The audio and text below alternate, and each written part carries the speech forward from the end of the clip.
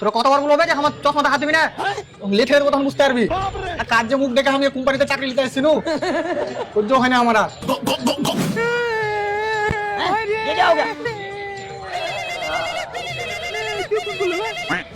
Hello sir, আমি চুল্লু সিম company থেকে এমরুল বলছি।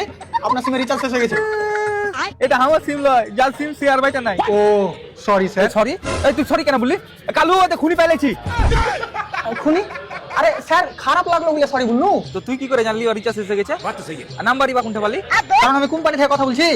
বাপ রে, কালু ভাই খুনির কোম্পানিও আছে।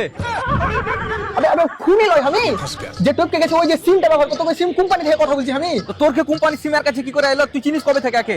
কি করে মেরেছিস? কত টাকা দিয়ে মেরেছিস? তুই প্রচুর ভালো লোক মেরে দিয়েছিস রে। আচ্ছা দাদা, যে লোকটা টপকে গেছে ওই লোকটা কি তোমার কাছের লোক? না, আমি তাই আগে প্রথম দেখছি। আরে আরে কি বে নিজের বুলি তো এখানে বসে আছি।